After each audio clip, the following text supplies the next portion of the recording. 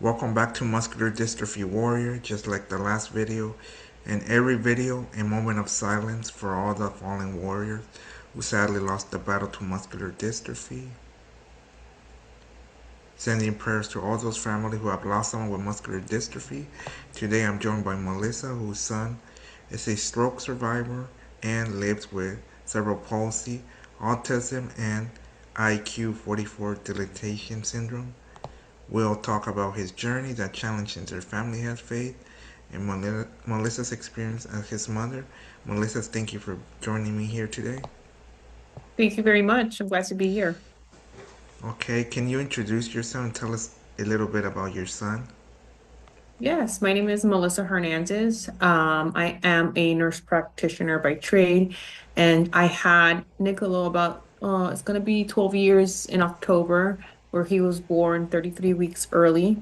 He was born at 33 weeks, and he was only weighing only 3 pounds. And, one of the biggest complications of a premature birth is a stroke where he had a catastrophic brain bleed on both sides of the brain, where they call it a grade 4 intraventricular hemorrhage. Mm-hmm. A lot of babies don't survive this type of stroke, especially on both sides of the brain.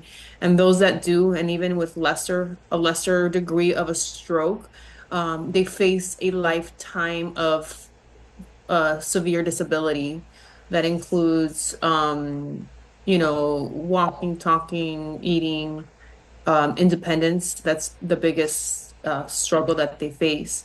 And so that is exactly what he went through. And they were debating whether they were going to have to do brain surgery on him.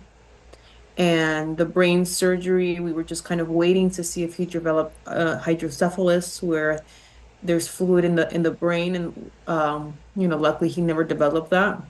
Mm-hmm. While he was in the NICU, we transferred him on a helicopter about a week later to a local children's hospital, and that's where we discovered he had a deletion on one of his chromosomes.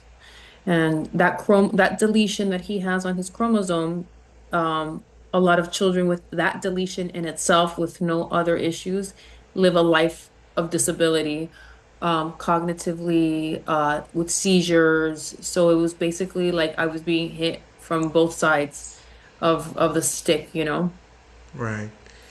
What signs led to his autism diagnosis? Well, as soon as he was discharged, so he was in the hospital in the NICU for about 3 months, and I started doing therapies immediately after he was discharged. And he wasn't hitting his milestones, which we kind of knew he wouldn't because of everything that he had been through. And then it wasn't until he was about a year old that, he wasn't hitting his language milestones. He was doing a lot of self-injurious injury, things like hitting himself, Mm-hmm. tantruming, a lot of slapping like of his hands, little things like that, rocking back and forth that they were Right. noticing. And so he got that diagnosis immediately to be able to have interventions immediately. Okay.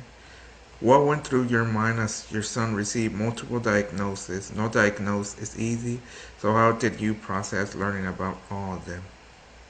I mean, I feel like as a brand new mother, I was 24 at the time. Being in healthcare, any type of diagnosis, you think you're young, you think that you're healthy, and you think that you have Right. nothing to worry about, that everything is kind of cruise control. And the first diagnosis was, Mm-hmm. the cerebral palsy, because of just of the stroke in itself is when there's any type of injury to the damage to the brain matter, they term it, cerebral palsy. And that was really hard for me. And all I kept thinking was, just keep moving, keep doing therapies, do what you need to do. Don't think about it. It wasn't until I got the genetic diagnosis that really hit me like, a ton of bricks, because I was like, how do I survive the first diagnosis? Now I have to face something that's genetics. Genetics you can't change. Genetics is what it is. And then the autism, I was like, well, you know what? I mean, at this point, Yeah. I can take it all, and just slowly, I just started to see improvements with his therapies. And I said, you know what, there is a light at the end of the tunnel. And I feel like that helped me kind of navigate this journey, feeling like there was a light at the end of the tunnel. Okay, okay. How do can you oh wait. What kind of support system has helped you and your family throughout your son's journey? It's incredible that you say that because I'm very vocal about, it takes a village. My Right. son, my son and his dad, we were, it was just the three of us. We had our parents at the time, but everyone, Mm-hmm. they worked. My ex-mother-in-law worked. Everyone had their own lives, and it was, Right. we were very fortunate that we were able to hire a full-time nanny who would continue the therapies with him at home when we were done with therapy sessions. So he was getting therapy, therapy all day long because she would join therapy sessions. So when I was working, she was doing all the stimulation that was required to help his diagnosis. And, as he's gotten older, our village has only grown. I remarried, and my current mother-in-law, my current in-laws, like, they're heaven sent, so I have support from them. I have Mm-hmm. support from my parents. I have external help. So all of those things really, make a difference. My ex-husband's family is still involved. My current husband's, it's like it takes a village. Everyone is involved in his progress. Yeah, that's good to hear, like have Yeah. different people, Not a lot of people have that, But Not a lot of people have it. Yep. mm-hmm.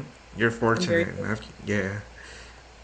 What has been one of the biggest challenges your family has faced?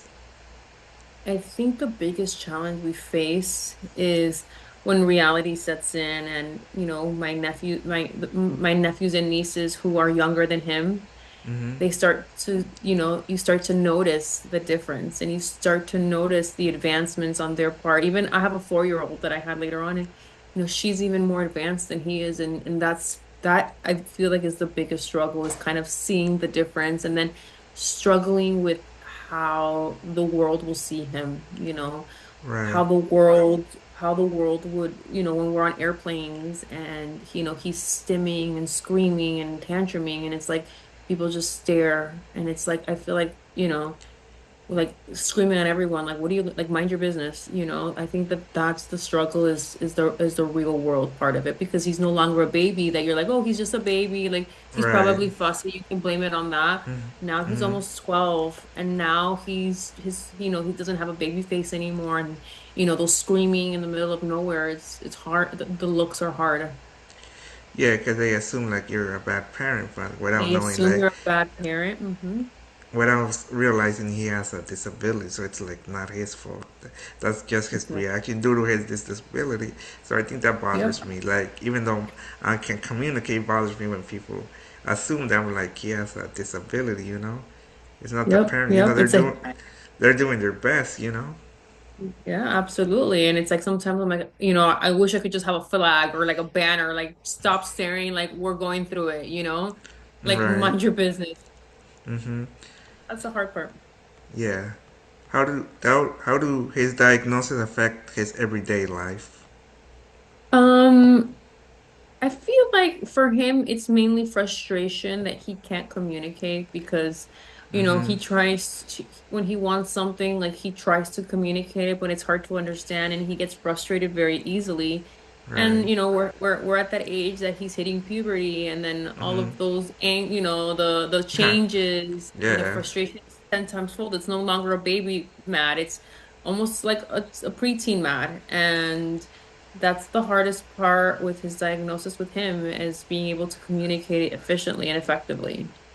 Yeah, it can be hard. You try your best to understand him. You as a mother and his dad. You guys understand, but sometimes the Yeah. outside world's like, how do we hmm understand Yeah. him? Oh yeah. Yeah, yeah. Absolutely. And he's actually really social. So he'll like go to random people and he'll start talking, but you can't understand it. And they're like, what? Huh? I'm like, I feel bad. And I'm like, hey, you can just ignore him, like he thinks he's talking, like, I don't know how to say it politely, where they're like, they're trying to be polite and trying to understand. And I'm just like, Yeah, don't even bother. yeah. It's like how do you explain it to them? Like, How do you ignore explain it? Yeah. ignore him not because I'm a bad parent, it's because like it's hard for Uh-huh. him to It's explain hard. himself. Yeah. What are Mm-hmm. what are some of your son's accomplishments that make you the most proud of him?